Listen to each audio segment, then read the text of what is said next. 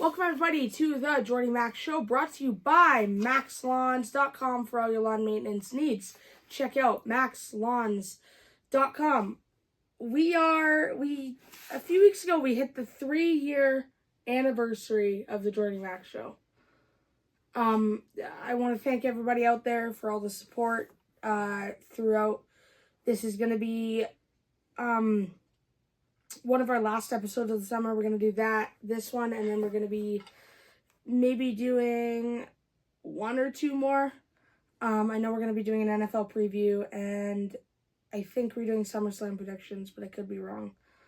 And then we'll come back in September or October, whenever it is, when sports are in full swing.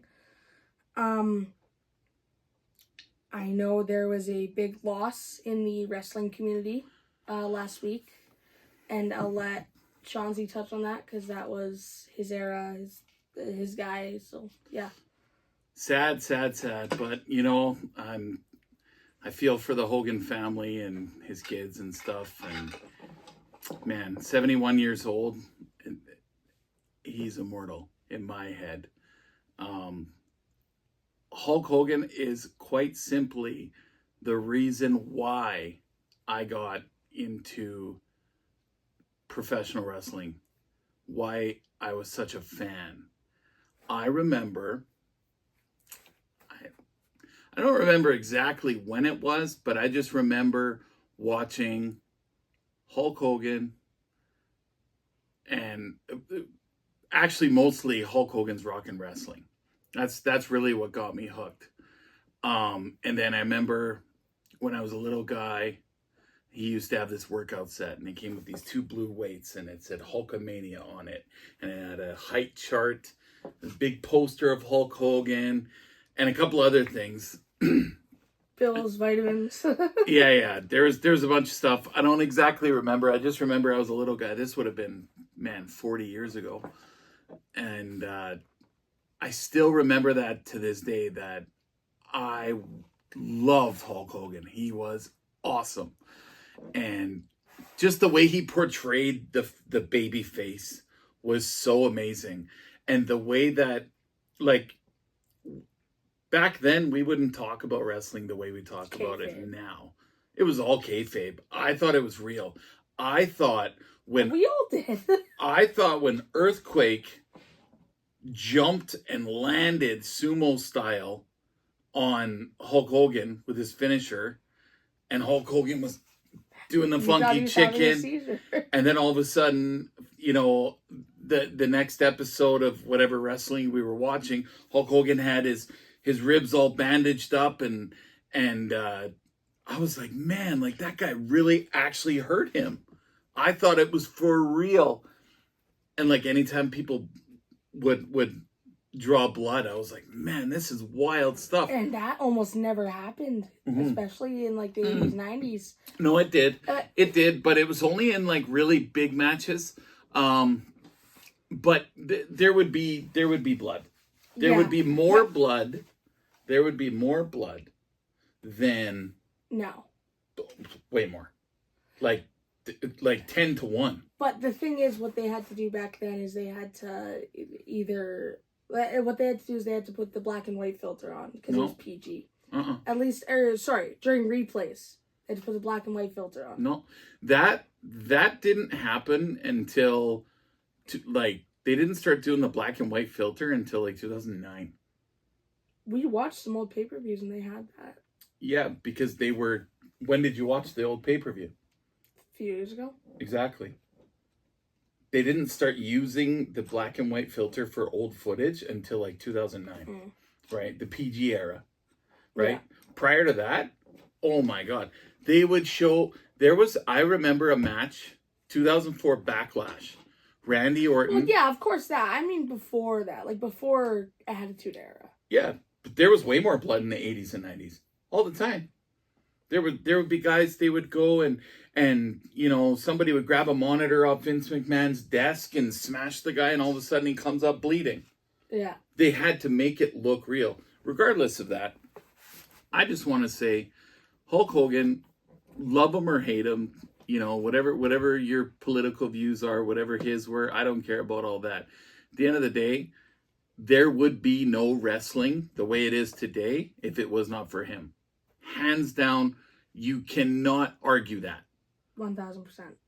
And so the WWE probably wouldn't be where it No. is. It for two reasons. One, Hulkamania in the late 80s, early 90s, and even the Monday Night Wars with WCW. well, yeah, The NWO yeah, gave WWE something to fight against and that's where I was about to go. launched guys like The Rock, Stone There was Cold still- Steve Austin, Triple H, Shawn Michaels. There was still kayfabe. 1000%. When I was watching Monday Night Raw and I would see Lex Luger, and then literally that same night, all of a sudden I See see Lex Lex Luger. Luger on, TBS. and I'm like, what's Or, happening here? TNT or whatever it was. No, it was TBS. It was wild. Like, and then the day, like, I watched WCW and I watched WWE, WWF at the time. Were you and, flipping channels in between matches or? No. I would generally watch WWF, but then if there was like a big match that was, teased, I would go back and watch it. But I'll tell you, when I really got into WCW was the whole Goldberg streak. Like 100. That wins was or huge. something Like that. I don't know how they made it possible because He got 2 belts at once. Yeah. And he beat Hogan. and then wow, yeah. Well, it was the NWO. This man conquered the NWO. Sting conquered the And NWO. both of them did. Yeah. Goldberg in that moment was unreal, and then Crow Sting was unreal. But back to my point. Hulk Hogan, icon, rest in peace, bless his family, and that's that. I don't really have much to say about Hogan because I've been alive since like 2011, and the man was in TNA for however many years. Did some appearances. What I remember is his appearances in like 2014 and 2015. Yeah. He showed up at WrestleMania 30, and they had that segment with him, Austin, Rock, which was amazing. Mm-hmm. And then the Hogan birthday bash. Oh yeah, party's over, Grandpa. Thanks, Brock. Yeah. And then he didn't show up anymore because there was whatever there was. Came back in the 2020. Like I don't have memories of Hogan. But you just named a few. Exactly. I don't have that many compared to you. But at the end of the day, he is the reason why wrestling is here where it is today. He is, I'd say, the first ever wrestler to be successful as a multimedia personality. Oh yeah. Yeah. When he played Thunder Lips in 1983 in Rocky 3, man, like, hands down, he was one of the craziest heels I've ever seen in a movie. He looked 9 feet tall against little Sylvester Stallone, the way they were standing there. Real quick, I just wanted to kind of touch on this topic, because I know we're probably going to talk about starting to do a series where Jordy and I will list our top 5 something. And so Yes. Here's my top 5 personally, and because it's me doing it, they're mine. These are my top 5 Hulk Hogan matches of all time. Okay, so coming in at number 5, I got Hulk Hogan versus Macho Man Randy Savage after the Mega Powers blew up. Oh, Mega Powers. That was unreal. WrestleMania 5, 6? 5. Oh yeah. That was storytelling. That was beautiful. Chef's kiss. Coming in at number 4 was Hulk Hogan versus Earthquake. That whole storyline was just, like. He fought just Earthquake, or was he just in a feud with the natural disasters? No. There was no natural disasters yet. It was just Earthquake. Typhoon wasn't even around. Well, he was. He was Tugboat. Kind of. It was Hulk Hogan and Earthquake, and then Tugboat came in like halfway through the storyline. He was presented as this new, Tugboat and stuff like that. But regardless of that, it was Hogan, Earthquake, and man, John Tenta, Earthquake, was an amazing heel. So that's number 4. Yeah. Right? Number 3. Number 3, steel cage match, the old blue steel cage match, Hulk Hogan versus King Kong Bundy. WrestleMania 1. WrestleMania no, 2. It was WrestleMania 2, I believe. Yeah, because 3 was Hogan Andre. 1 was... Yeah. And then number 1 was Hogan and Mr. T versus Piper and Bob Orton. Right, exactly. Yeah. So, that match... It was the first time I ever saw blood as a kid. It was the first time I ever seen Hulk Hogan look human as a kid. What do you expect? He's fighting the King Kong Bundy. Yeah.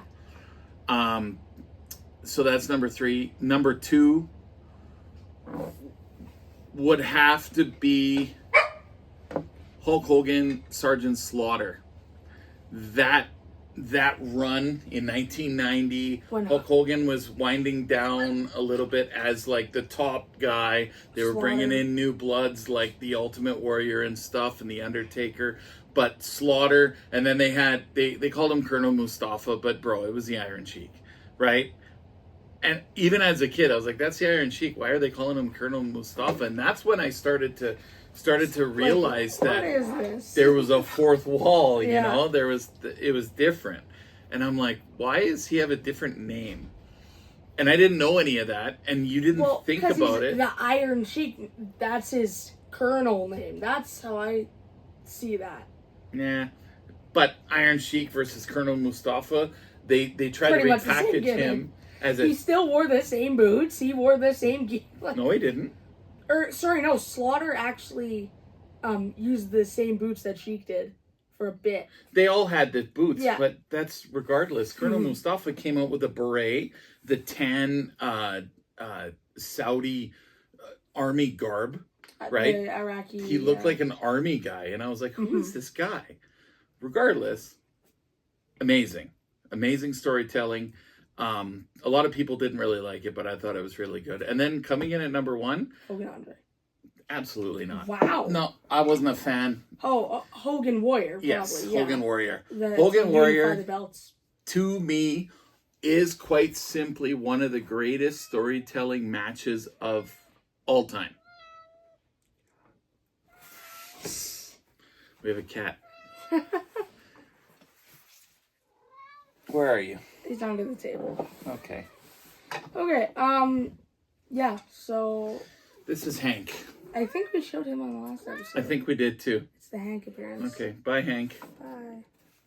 Is he just going to stay on the table? No, I'm okay if he does, as long as he's quiet. His tail's getting in the way of the camera. Okay, where were we? Number 1 match, Ultimate Warrior, Hulk Hogan. But I think that's enough for Hulk Hogan. We can put that to rest. Our condolences at the Big Mac show go to the Hogan family, and that was so sincere. Hulkmania is going to be running wild for the rest of the time. I wanted to touch on something. You said 3 years. 3 years. Yeah. Yeah, so we're gonna start doing more specific episodes starting in the new year, which will be in probably mid-September. We'll come back and more topics other than just sports too. Yeah. I think we said it's time to expand a little bit. And Jordy Mac's gonna have a few new guests, I think. Yes, for sure. Okay, well, let's get into what we're gonna talk about. Our last episode was in June. Yeah. Mid-June, we were talking about round 3. Yep. And we did our Stanley Cup final predictions. Yep. And we haven't came back since. I think we've been saving it for one really big episode. Yep. And, well, the Florida Panthers have won the Stanley Cup. Man, what were your thoughts? I don't know. Where does this team go from here? I don't know. Realistically, if you can't win with 2 years in a row, if you can't beat the team that beat you after already losing to them 1 year with a better team, with Connor McDavid, Leon Draisaitl, they didn't have Zach Hyman, but Evander Kane, who was actually playing solid for the whole playoffs except the finals, Nuge, Stuart Skinner, who was red hot before the finals. Like, such a good core. So here's a question. Are things different if Zach Hyman's in the lineup for the finals? 1,000%. You think so? Yeah. I think so too. He was hitting, he was scoring. I think Zach Hyman was the catalyst for a lot of their momentum. I think Zach Hyman is the heart and soul of this Oilers team. Potentially. Arguably. Yep. Like, of course, you got your McDavids and your Draisaitl's, but anytime those guys have been injured... Zach Hyman is the modern-day Ryan Smith, yeah, so to speak. 1,000%. Doesn't matter if he wasn't drafted by the Oilers. He, in my mind, will go down as an Oilers legend when he retires because he had his best years here. He played in Toronto, but like he was like a second, third liner. He's playing top line minutes, riding shotgun with Connor McDavid. Scored 50 goals, like 50 goals, 100 points. What else do you want? Yeah. Well, we'll see how it goes, and if there's any other off-season. Real quick, what do you think about the moves that they made? The Oilers? Yeah. I'm sad to see Kane go, but I'm not surprised we needed cap, or the Oilers needed cap. I'm not mad about the Arvidsson move because I don't think he was gelling well here. I'm more thinking about the guys they brought in. I love the Andrew Mangiapane acquisition. You like that, eh? Beautiful. I'm curious to see how Ike Howard's gonna do. I'm still gonna call him Isaac. I don't care. You'll get used to it. Isaac. You'll get used to it. Isaac Howard. I can't wait to see Matthew Savoy be playing on this NHL team. We'll see. I bet he will be. Does Philp make the lineup? Probably as like a third, fourth liner. What happens with Janmark? It depends on... You gonna be like those nation guys and say #wave Janmark? Nope. No? Well, we can't. Because modified no move clause. Obviously. We'd have to either buy him out or trade him. Yeah. Or, as a modified no trade clause. Right. Not a modified no move. Or no. Complete no trade clause, I think. But I could be wrong. Regardless, that's too much time on Matthias Janmark. Yeah. I really like the fact that they got a fresh faces on the bench with the coaches. I'm sad to see Paul Coffey go there. I'm not. I'm okay with that. He brought so much culture to that locker room. Well, you can teach things and then move on. There's nothing wrong with that. Mm-hmm. Sometimes a coach knows when it's time to go. Yeah. And, for example, Greg McTavish, he's like, look, my voice isn't being heard anymore, and so it's time to move, and he did. Here's what I will say. Mangiapane, I love that guy. So let's see what he does. Can't wait to see him on the other side of the Battle of Alberta. Yeah, especially on the second line with Leon Draisaitl, which I think that's going to be. Who's going to be... Do you think Podkolzin sticks on that second? Or do you think Savoy goes to that second line? Well, here's the thing. Pods and Mangiapane are both left wings. So... But they can play both sides. They could. Savoy is a center and I think a right wing. Yeah, I think Savoy will fit in nicely on that lineup. Which, and I think Draisaitl would be like, I get it, that's my guy, but we got this really young guy that we want to develop. Wow. And if you want to develop him into a goal scorer, put him alongside, or a point producer, put him alongside one of the best goal scorers in the NHL. So you break up the Nuge, Hyman, and... No. Draisaitl. Oh, I see. Gotcha. I mean... Goal scorers, not point getters. I mean, Connor put up 64 not too long ago. Yeah, but I mean, how many... other than that, he's had not many 50-goal seasons. Draisaitl is a bona fide goal scorer. Totally. And if you want... So you're going to put a goal scorer with a goal scorer? Who's the setup man? Well, Manji. Manji's a setup man? No, sorry. What I said was if you want to make a really good point getter. Yeah. Because Savoy is more of a... Is he a playmaker? I'd say he is. Okay. I think that... Well, you've had Podkolzin and Draisaitl on the same line. Mm-hmm. And... Do you know why Podkolzin is on Draisaitl's line? Oh, because he can check. But Partly, Arvidsson was also a goal scorer too, so like... Yeah, but do you know why Pods was on that line? Why?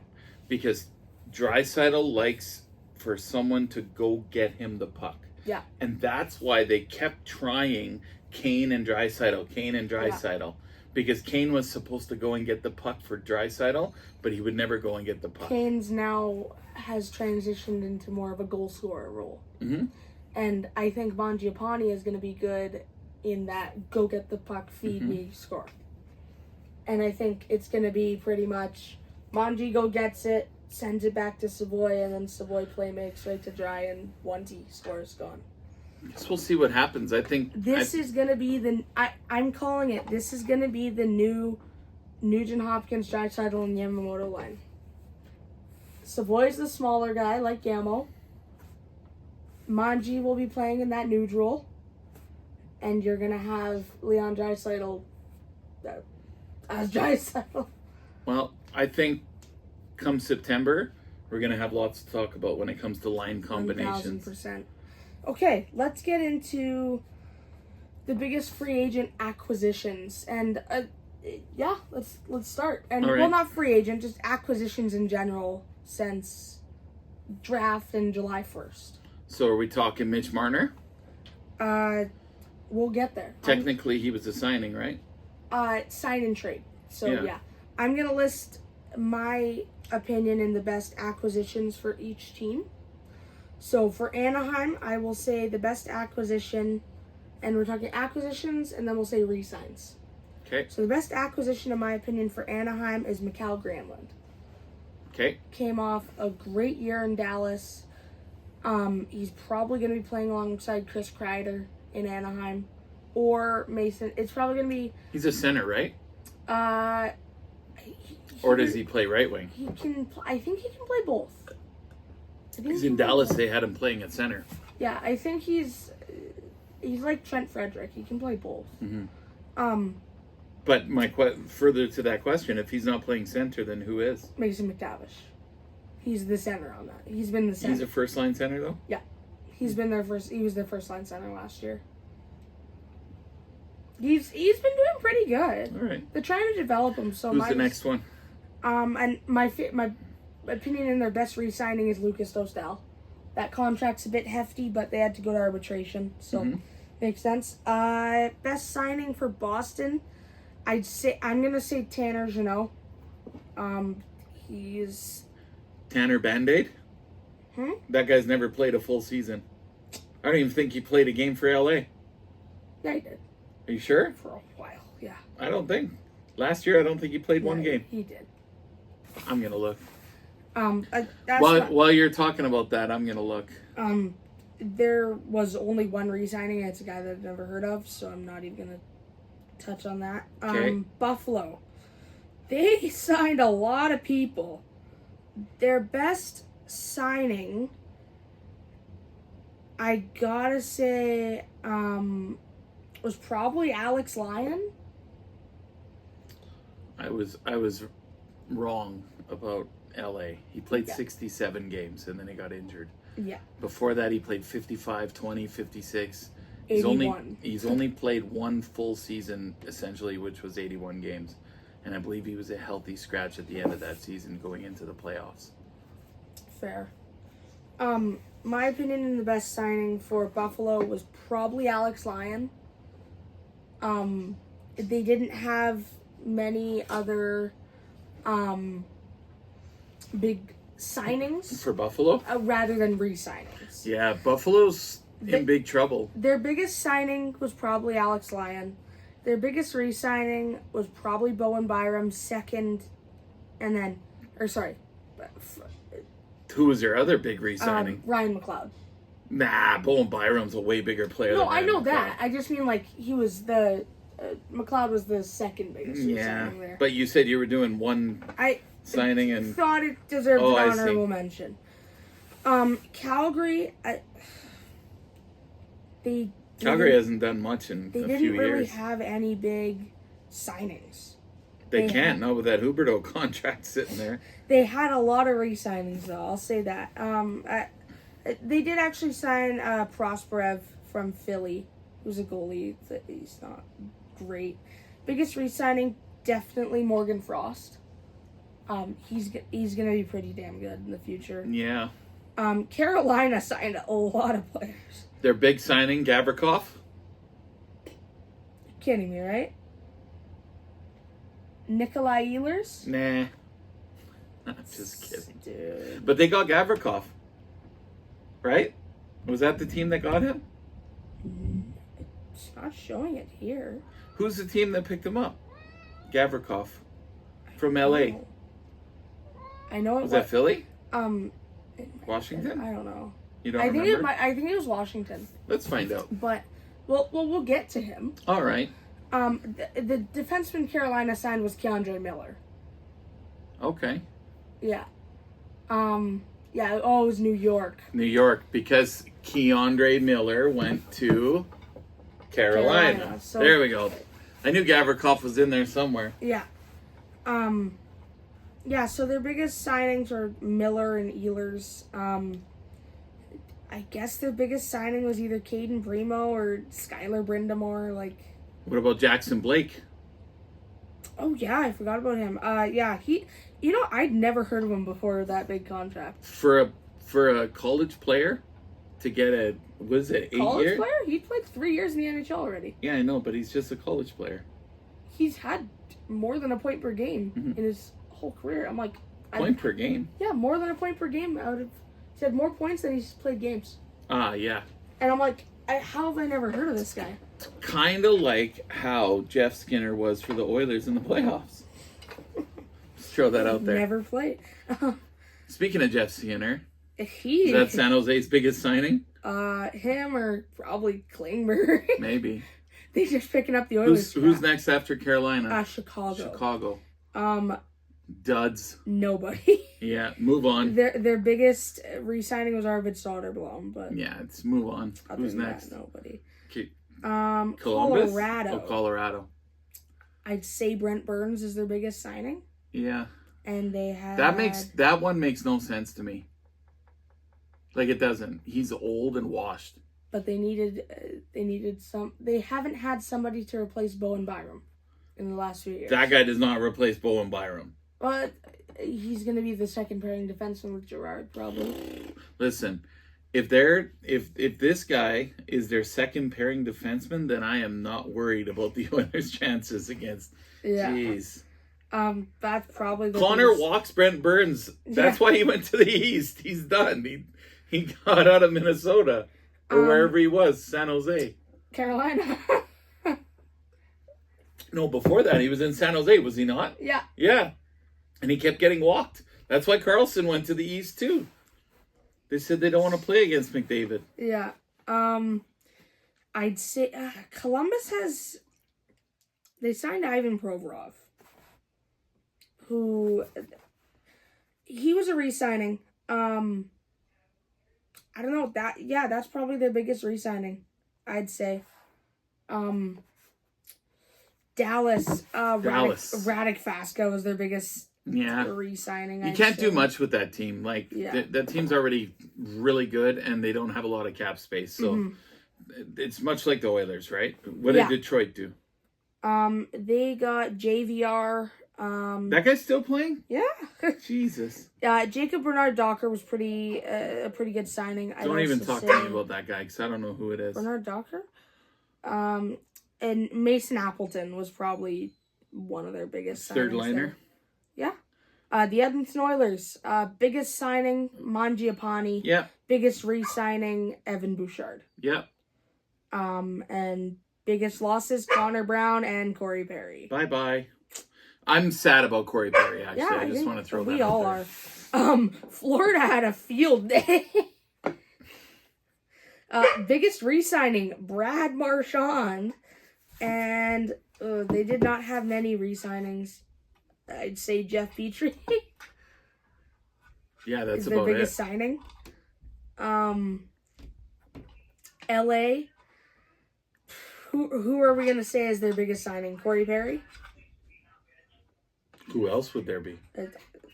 Like, they signed Brian Dumoulin, Joel Armia, Cody Cece. Bunch of ham and eggers. That CC contract is horrible. Absolutely horrible. And, like, nobody else, really. Nobody re-signed. Minnesota, I'd say Nico Sturm. And re-signing? They haven't re-signed Marco Rossi yet. All right. Continue on. Montreal, like, Joe Vallejo. Yeah. I think at this point, just go on the highlights because, like, all these ham and eggers are like, whatever. You know what I mean? Connor Brown for New Jersey. He was a big signing there. That was actually a decent signing. $4 million. Connor Brown with the right type of player he's decent. It was pretty much Connor Brown for Curtis Lazar. Essentially, yeah. Yeah. New York signed David Riddick, Tony D'Angelo, Jonathan Drouin. Those are So some which names. one? I'd say Drouin. Okay. New York signs Gavrikov, which was a massive That's huge. signing. Yeah. He was on LA. Who's their biggest re-signing? They Uh, can't do much. Will Cooley Yeah. or Brendan Brisson. Yeah, next. Ottawa signed Nick Cousins. Nah. Fourth liner. Yeah, Lars Eller Fourth liner. and then Borgo re-signed. Is there any first liners that have signed? Or is it all like... Nick Ehlers. Yeah, that's about it, eh? Like, it wasn't like a crazy... Well, because everybody re-signed first. trade deadline. Yeah. Deadline. Especially... It's or, free agent you know friendly. what I mean. But like Florida, they did... Marsh, that's their big one. That's their big re-signing. Yeah. That's huge. Philadelphia. And Sam Bennett. Yeah, they also re-signed him too. Yeah. Oh my god. Philly re-signed Cam York. Never heard of him. Actually, never heard He's of him. gonna be a stud.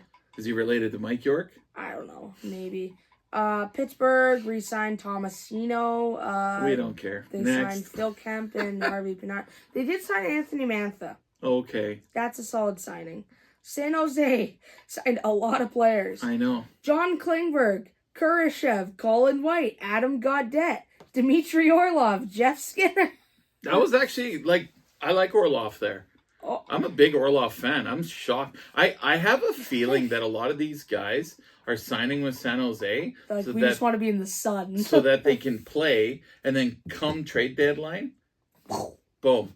I'd love to see the Orlov on the Oilers. Oh, yeah. I wonder if Stan Bowman said, hey, Greer, why don't you sign Orlov, and then at the trade deadline, flip him, we'll give you a couple picks. Well, he's like, how about this? Orlov's cup winner. You take on Klingberg, because we're not going to take him. Mm-hmm. And in exchange for you taking Klingberg and Jeff Skinner, you give us Orlov at the deadline, we'll give you some picks. What was the Orlov deal? Let's see. It was 2 years, $13 million. So 6.5. Geez, 6.5. Okay. For 2.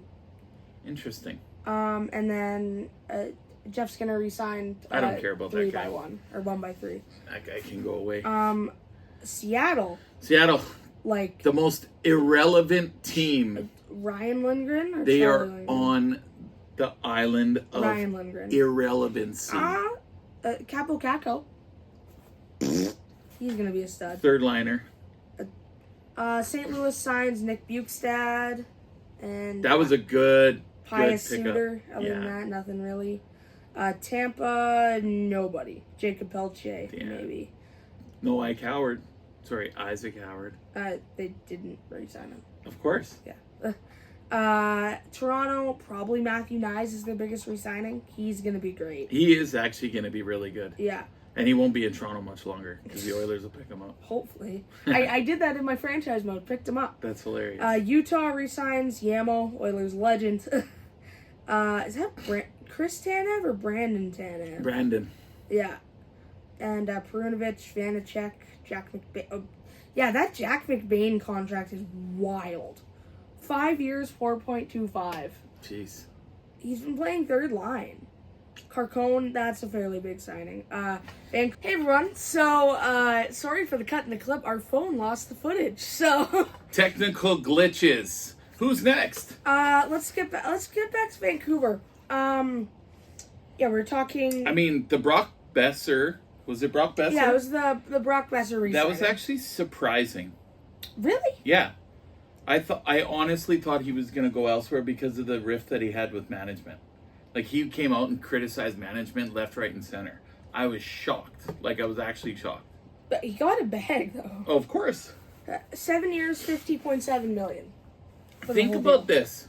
So 7.25 mil. Think about this. You trade arguably one of your best players last year in JT Miller. That was bad chemistry though. Just hear me though, okay? Just hear me. You don't have to defend every take. Just hear me. You trade JT Miller. Okay, no problem. You're left with Garland. Yeah. Top 9 forward, not a top line player. Top 6. Top 9. On any other team in the league, he's top 9. He's not a second line player. He's gritty. Anyways. He's like a worse version of Zach Hyman. Can I just finish my point? Well, Please let me finish my I was point. adding to your point. You don't have to. Just please let me finish my point, okay? Connor Garland, top 9 player. Next guy, Filipino, meh, top 9 player, okay? So what are you left with? You're left with Elias Pettersson, who's a shell of his former self. He's never really realized his potential, right? I think he had 100-point season. Yeah, and that was with JT Miller and Brock Besser. Okay, so just hear me. So now your Vancouver Canucks management, you don't have the luxury of having a McDavid or a Draisaitl. But you do have the luxury of getting one of his teammates. Okay. Well, go ahead. Finish what you're gonna say. they picked up another. But that's not what I'm trying to say. Here's what I'm trying to say: is when your Vancouver Canucks management, you got an aging Evander Kane now, but that wasn't even, that was re-signed way before Kane was traded. Or signed or whatever. Besser was signed after Kane got traded. Are you sure? Yeah. Okay. So what do they have? Evander Kane. Brock Big deal. Besser. Big deal. Elias Pettersson. Yeah. Filipino. Yeah. Who's even going to be playing top line with them? Connor Garland. I think he's going to be playing second line with them. This is what I'm saying. Like, so, anyways, what...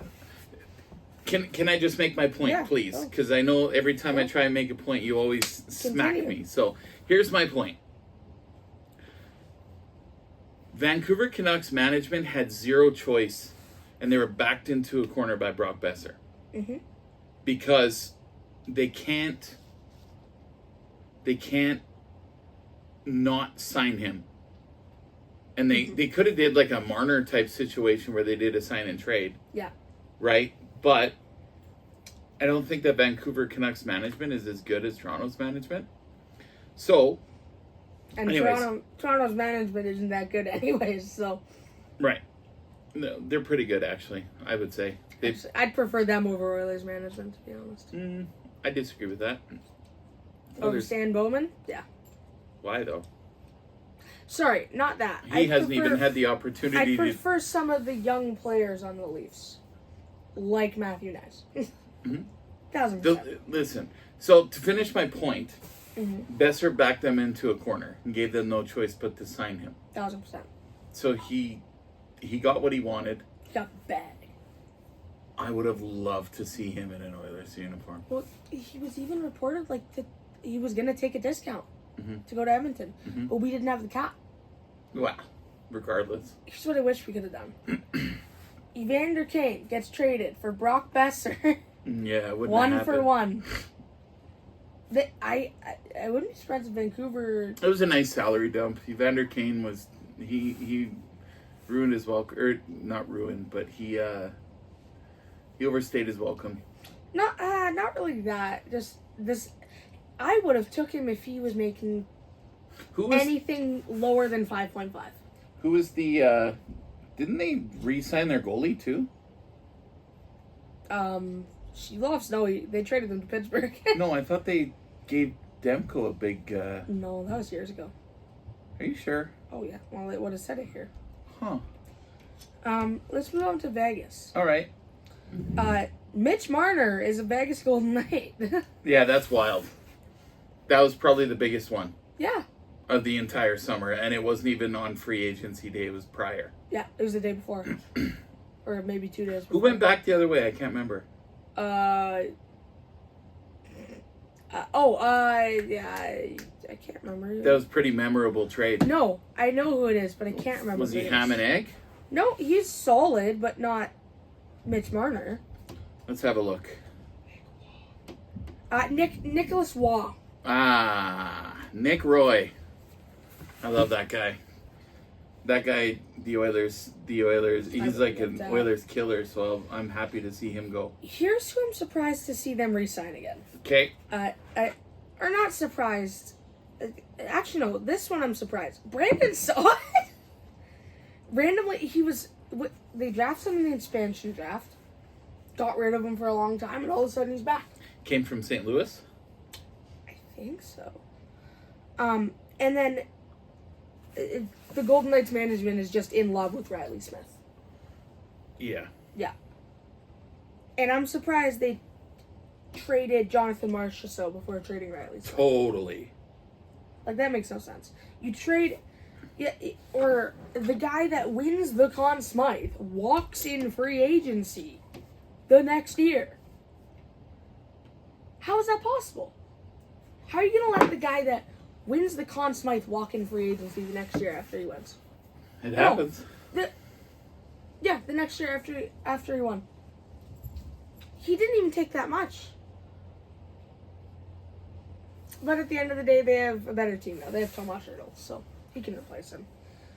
And then a few more notables. Alexander Holtz, Raphael Lavoie, Cole Schwindt all re-signed. Washington, their biggest re-signing is probably Beauvillier. Or signing is Beauvillier. Forgettable. And biggest re-signing, probably Henrik Lapierre. He's solid. Who's gonna replace their Who's gonna replace Mangiapane on that team? Beauvillier. Nah. He's literally his replacement. He's good? Oh, yeah. Probably the same level as Manji. Yeah. Maybe like a little worse, but at the end of the day, it's Washington. They weren't trying to be good last year, but they were because they had Alex Ovechkin, who is trying to break the Gretzky goal record on their team. So what do you expect?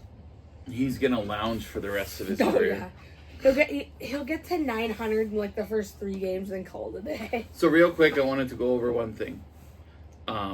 I heard this on another show today, and I thought about it, and I was like, man, imagine Connor McDavid starts shooting again. So the year that he scored 64, Yeah. he had 100 more shots Yeah. than any other previous year. Does that make sense? Yeah. So he's on average at 240 to 260 shots per year. He had like between 340 and 360, Yeah. which is insane. Yeah. Absolutely insane to me. If McDavid started shooting again, I would not be surprised to see him hit 70. Can you imagine? Maybe this is the slow play. So he goes, he throws down 64. Then he has a few years where he's just passing. here's the thing. Hold up. Just wait. Let me finish my point. Okay? He goes through. This is like WWE storytelling. Long storytelling. So he scores 64. So all of a sudden now Draisaitl is Score. Goalies aren't, Expecting Leon. they're not expecting McDavid to pass because he keeps shooting. So then all of a sudden, a couple seasons later, Passes Leon. he's passing immediately and the plays are getting broken up. Walks in, starts shooting. But here's the thing. Goalies are cheating now to Draisaitl because they know McDavid's going to always pass there. So McDavid's just going to start walking in. Whoop, whoop, whoop, whoop, scores. Can you imagine? Here's my theory. Okay. Well, I'm not saying theory. I'm just saying, like, for example, there's in fiction, you have your trade-offs, right? And my thought is,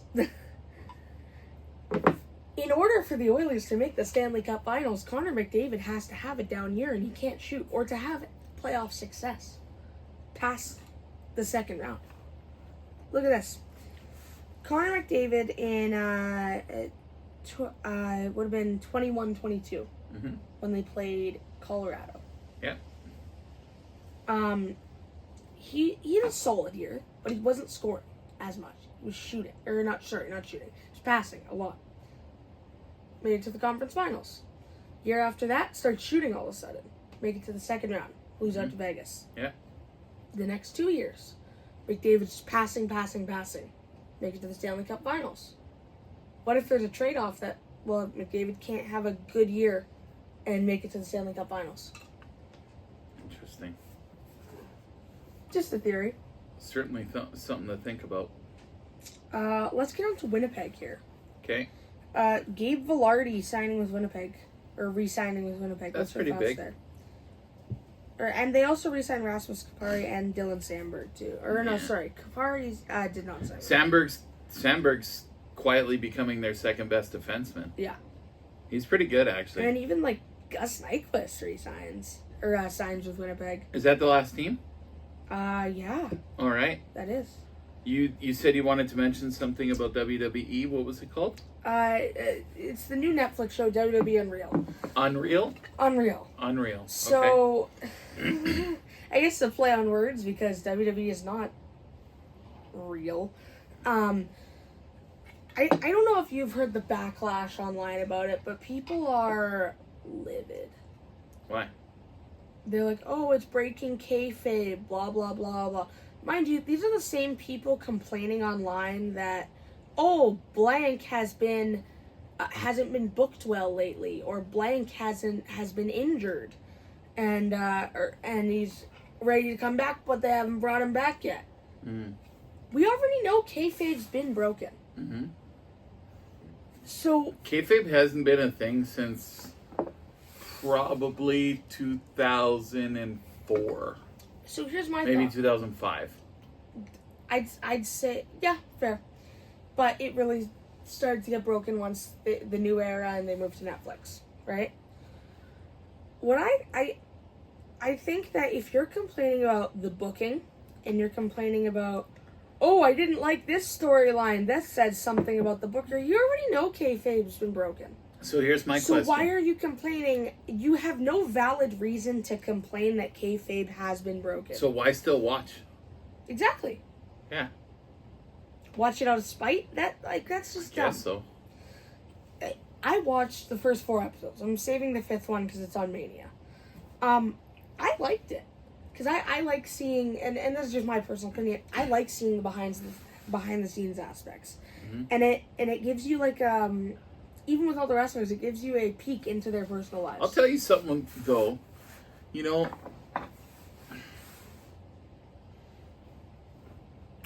I haven't been excited or watched a really exciting, good match in a long time. What would you say was the last one?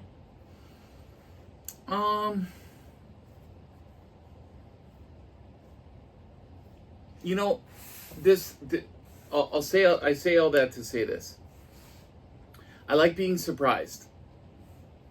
And what happens is now a lot of the storylines, they're not surprising, they're predictable. And when you see a lot of the behind the scenes stuff, it just becomes, it doesn't become must-watch TV. I'll give you an example. Do you remember when Roman Reigns was on his big streak a couple years ago, okay? Do you remember when all of a sudden John Cena comes out? Yep. And we're like, Money in the Bank. Bro, that was so... I remember it vividly. It was so exciting. Nobody thought it was going to happen. Nobody knew it was going to happen. Thought or knew. Right. It was a surprise. Yeah. And it became must-watch TV because you never knew what was going to happen next. Nowadays, superstars are advertised. Yeah. they're like At sometimes. Only at sometimes. Even like this week on Raw. They did the Hogan tribute segment. Guess who wasn't out there? Roman Reigns. Guess who came out later in the show? Roman Reigns. As a surprise. right. Or even the week before, people were like, oh, I sense it. Roman Reigns is going to come back. Not, it was leaked. People are just like, oh, we want him back now? Or like, I have a feeling. Yeah. He came back. That's what I love. But what I love, I don't like seeing kayfabe being broken as it happens. I like seeing the behind the scenes stuff of stuff that happened months before. So, I guess what my point is, Hulk Hogan, I was watching one of his podcasts. He was on Logan Paul podcast. Impulsive, yes. Whatever it's called. Love I that never show. watch it, but I checked it out because Hogan was on there. And he said when he was getting ready to go with The Rock, he said he sees like all the new era guys at the time, and this is also 25 years ago, right? It's like late Attitude Era, early. Well, it's WrestleMania 18, so what are we on Yeah. right now? 41. Okay, so 23 years ago. Yeah. Okay, so think about this, 23 years ago, and he said all the new era guys are all just hanging out in the same locker room before their matches. Yeah. He said, how can you generate heat? How can you act like you genuinely despise somebody and you really want to kick their ass if you're sitting there hanging out right before the match? So you can't do that. Mm-hmm. He said you need to have that separation so that you can build up the intensity and the animosity and the resentment. Mm-hmm. And I was like, that's true. But what happens, and Hogan went on to say that, and this all pertains to WWE Unreal. Hogan went on to say that The Rock requested that Hogan come and rehearse the match. Mm-hmm. And so here they are in Miami in a sweaty ass hot warehouse. Mm-hmm. Vince McMahon, Bruce Pritchard, who's the Pat Patterson. Yeah. And the Rock's Rock. guy, Usually, Brian Gerwitz. Or... No, he wasn't there. It was just The Rock and then his dad, Rocky Johnson. Yeah. And so it was super hush hush, and Hogan gets in the ring and The Rock's like, okay, so this is what we're gonna do. We're gonna do this, and then collar and tie up, and this and that. Then I'll hit you, and you'll hit me, and blah blah blah, and back body drop, and this and that. And Hogan's like, whoa, like slow down. He goes, keep in mind, this is the first time I've ever rehearsed a match. Yeah. He said, we go in there, we call it on the fly. That's the whole point of the tie-up. Well, not exactly call it on the fly. They have some spots booked, but like call when you do them on the fly. So you can say that all you want, but this is what Hogan said. Yeah, of course. He said, there's obviously going to be a finisher. There's obviously going to be a signature move. There's obviously going to be pandering to the crowd. Yeah. He said, I close my eyes and I listen with my ears, which I also listen with my heart, and I listen to the crowd. And if they're not into it, brother, I change it on the fly. Mm-hmm. And he said, Rock, he said, I love what you're doing. I love your whole gimmick. You're doing an amazing job. And I know that you have this, bullet point and you're the face list here. He goes, what happens if it doesn't work? And The Rock kind of looked at him. And he goes, why don't we just kind of go like this? And The Rock's like, yeah, but. And he was enthusiastic because he's still young. Yeah. And Rocky Johnson, his father, is in the background saying, listen to Hulk, Rock.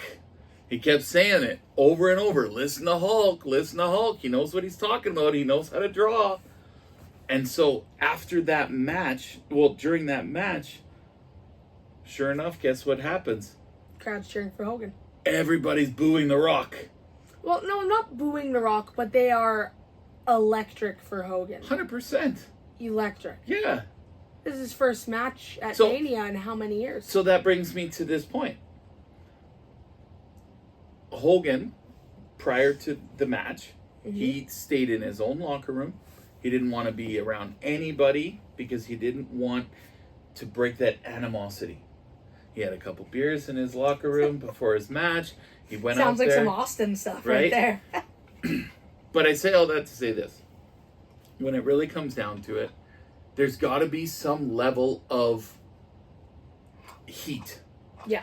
And when you are on the road together, you got, okay, here's an example. I see video of Solo Sikoa traveling with Tiffany Stratton. Well, all the wrestlers are on the same plane. Right. They have to get somewhere. Right. Somehow. But if they're all hanging out and they're all traveling together and they're supposed to be, going at each other. Yeah. Right? It makes it hard to hit somebody that you care about. Mm-hmm. You know what I mean? And so, I'll be interested to see how well this Netflix WWE Unreal does. I liked it because it's not current moment stuff. It's like the first It's episode. kind of like what they did for the Oilers. The Exactly. face-off, right? Exactly. Gotcha. So, pretty much the 5th episode is Mania 41, which happened in April. Right. So, it's stuff from months back. They episode 4 is the Cena Heels Room. Ah, gotcha. Elimination Chamber. That was so good. I love seeing the thought process behind that. Mm-hmm. And even Triple H talking about it, he said 6 people knew. Yeah. Triple H, The Rock. The Rock, John Cena, Cody, Travis Scott, yeah. Nick Khan, or more than 6. Nick Khan. How about the commentators? Nope. Really? Michael Cole never likes knowing, and he's said that before. So he can have and that's what I mean. He's always been like that. That's too. along the same lines as Hogan not wanting to be with his competitor in the same locker room prior to the match, because there's a different type of emotion that comes out of you, right? And if you don't know, for example, when Brock Lesnar came back in 2011, I think it was, or whenever it was, do you remember? Do you remember? I wasn't. We were watching it together. Michael Cole was 2012. like, "Oh my!" I don't remember because I was probably 1. So. But you and I watched it. Yes. It was absolutely crazy. And Brock Lesnar just marched down, grabbed John Cena. F5. F5, adios. And I was just like, that emotion, that is the emotion that we used to get as kids. Yeah. And you know the best? My favorite thing about wrestling, and I'll end with this. My favorite thing about wrestling is and this is why the Royal Rumble is so popular. You just never know. Yeah. Right? You never know. There's rumors, but usually the rumors don't come true. It's something out of the blue. Yeah. Yeah, rumors, Matt Cardona is going to be in the Rumble, or... when somebody's music hits, and you're like, oh my god! Nobody thought Joe Hendry was going to be in the Royal Rumble this year. Yeah. And now he's been all over WWE TV. He's had 2 matches on WWE. On and a few main in NXT. roster. Yeah. He's been in a few there, but on main roster. But his face is everywhere. Yeah. Just don't say his name. I heard he did. What I will say about the Cena thing and watching that, even Triple H was he pulled Bruce Pritchard, Pritchard was the other guy that knew. He pulled Michael PSAs aside the day of. He said, hey, by the way, we're turning Cena heel. He's like, oh, that's what I assumed. I assumed something was going on. And even he was like, okay, production truck, they didn't even know. He said, just follow my lead. I'll tell you when to cut. But that was probably the most shocking thing that happened in the last at least 5 years. The Cena heel turn. Nobody saw it coming. At all. When did Seth Rollins come back with the crutch? Do you remember? He came back and he had a crutch, and then he held it and he dropped it. When was that? I don't remember that. Really? Or are you talking about when he attacked Roman Reigns after he was injured for a long time? Yeah. He didn't have I think he literally came up from under the ring, attacked him, pedigree, done. No, I was just watching a reel when Or we probably didn't see it on TV. No, it was on TV. Really? It was on Raw. When was this? I don't remember, but that was a surprising moment. I was watching all these surprising moments. Mm-hmm. The Rock going after the Wyatt family. That was exciting. What's your top 5 most surprising moments in wrestling history? And we'll do top 5 to end it. Surprising moments? Yeah. 100% the Shield breaking up. Yeah, that's got to be number 5. Can it be in any promotion? WWE. Oh. You can have an honorable mention for any promotion. Well, honorable mention the Hogan heel turn. Yeah, of course. You can't leave that out. Yeah. Why does it got to be WWE specific? Okay. Wrestling. Yeah, the Hogan heel turn. At 4 or 1? Number 1. Okay. Nobody saw that coming. That was innovative. Yeah. Well, except Bobby Heenan. Whose side is he on? Number 4 was one very, very similar to it. I want to say it was 2009.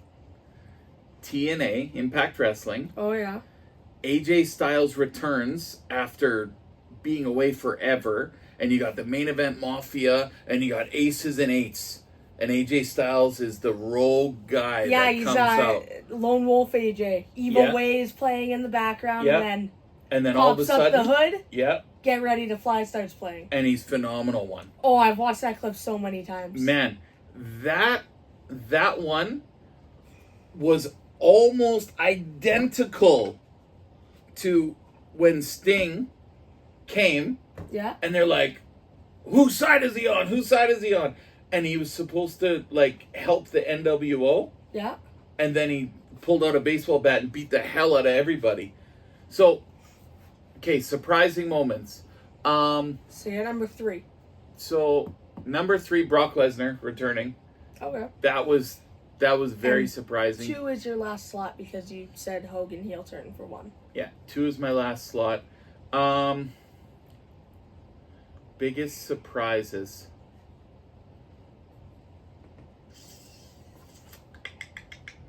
That's a tough one. Biggest surprises. You know what? Biggest surprises was the forming, the original forming of, hold on. Oh, there's so many good surprises.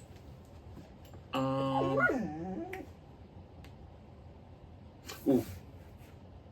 The Mega Powers. Forming or exploding? Yeah. So when Macho Man's getting his ass handed to him. Yeah. And Miss Elizabeth goes to the back and brings out Hulk Hogan. That was probably one of my favorites. Okay, my top 5. Okay. My top 5. Okay, so number 5. This is a random one, but it's one of my favorites. This was in 2022. Okay. Monday Night Raw in Toronto. Coming back from a commercial break, Johnny Gargano's music hits. Okay, yeah. Nobody saw it coming. I remember you screaming. I had a video of it. It's deleted now, but oh my god, I was beside yourself screaming. Yeah. Well, because he also has like one of my favorite wrestling themes of all time. But oh my god, that was so great. Because he was gone for like a year, and he came back, and oh my god, just after a commercial break, randomly, music plays. I'm like, what? Number 4. This wasn't in my lifetime. No, I'll put that in honorable mention. Honorable mention: Cena returning. What year was the Rumble that he returned at after being injured, and he just like 4 months he recovered? I want to say that was 2006. No, that was Batista. 08. It was 08. The 08 Rumble. John Cena returned in MSG. Okay, there you go. Number 4, I'll put the Brock return at 4. Okay. No. No, I'm gonna put the pipe bomb at 4. That's actually a good one that I forgot. Okay, keep going. Finish yours because I just. Oh man. So number 3, I'll put the Brock return. Do you remember what my number 2 was? Uh, Mega Powers. yeah. I'm gonna scratch that one. Number 2, and this shows for me the Shield breakup has to be, and number 1, Cena heel turn. Yeah. Okay, my number 2. I'm scratching the Mega Powers because it's probably one of my favorite.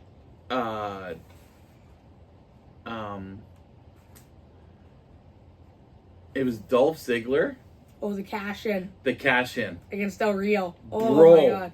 I'm telling you, that Pop was insane. That was so good. Oh man, he comes out with AJ Lee and Big E. Man, he had a little entourage. That was so good.